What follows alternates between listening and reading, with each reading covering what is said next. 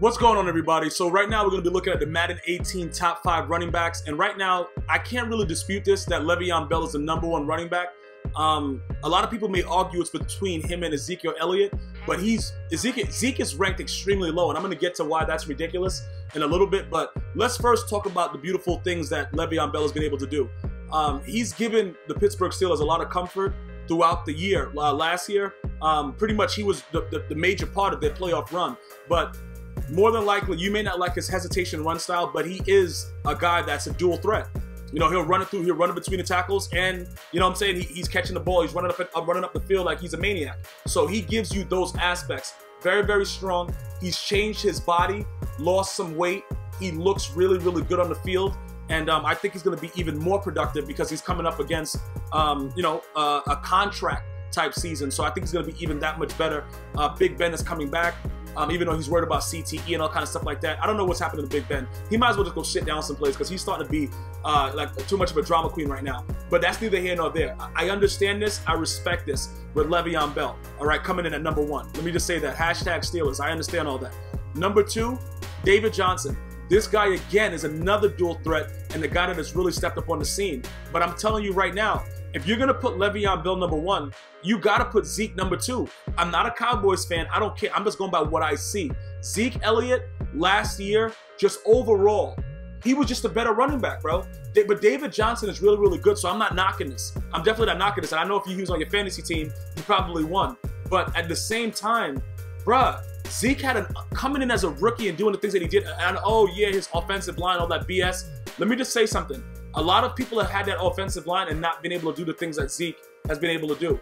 Okay, so the dude averaged, what was it, like 5-point-something yards a carry, bro. That's ridiculous in the National Football League. So I know they got 3 of the best linemen in the game, in the world, in the NFL, all that stuff like that. But you still got to know how to utilize it. And I know, again, that's why a lot of people don't care about Emmitt Smith because he had possibly all-time greats at O-line. So I understand the way that it's working, but I still think that based on his production, he should have possibly been #2. But I have no problem with David Johnson because the dude is a stud, and you know he's a fantasy nightmare if you're playing against him. LeSean McCoy, I don't give a F about what anybody says. Zeke should have at least been #3. Look, I'm not knocking McCoy, and I know he knocks dudes out in his off time, including cops that are off the clock. But I can't put him at #3 when Zeke is there, bro. I just can't do that. I don't care. Listen, I don't care if Jesus is blocking for Zeke Elliott. Zeke Elliott is a stud. He might be suspended for the whole year because the dude just ripping up, showing people's breasts and stuff and doing all kind of craziness. He's involved in all kinds of madness. I don't know what he's doing, but I'm talking about his talent on the field, and that's what these ratings should be about. LeSean McCoy, he's shifty, all that stuff like that. He's a great running back. He's not better than Zeke, bro. He's not. I can give it to David Johnson. I can't give it to LeSean McCoy. I don't care. And again, I don't give a F what you guys think. Just watch the games. LeSean McCoy, he can play the game of football. I'm not taking it away. I'm just saying, looking at these guys play, there's no way you can tell me that he's better than Zeke. I don't care if you're a LeSean McCoy fan. I don't care about that. The Bills, whatever you are. Doesn't make sense that he's ranked above Zeke Elliott. That just doesn't make any sense at all, man. Let's just be realistic about it. Zeke is a savage animal, both on and off the field, which is why he's in so much problems with the police. But I don't care about that. I don't like that #3 thing. #4, DeMarco Murray was a stud for the Titans. He's not better than Zeke. He's not.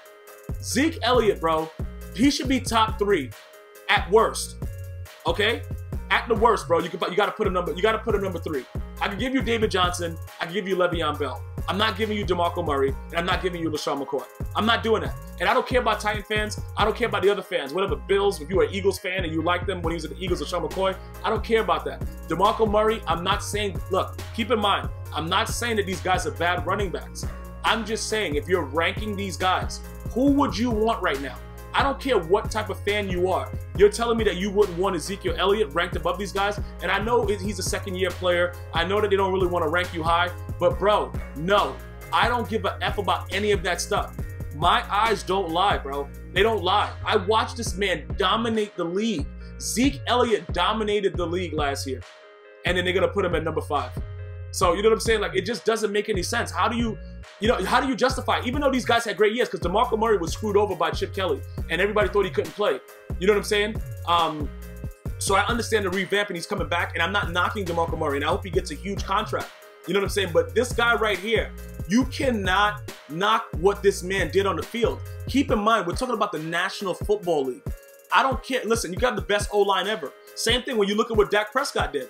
Dak Prescott had the same O-line that all the other bums had last year. They all sucked. Well, I don't remember the guys' names anymore. All the guys that went in when Tony Romo got hurt before Dak Prescott got there, same O-line, they sucked. So you still have to perform. And I think Ezekiel Elliott did more than perform, and he deserves to be at least top 3.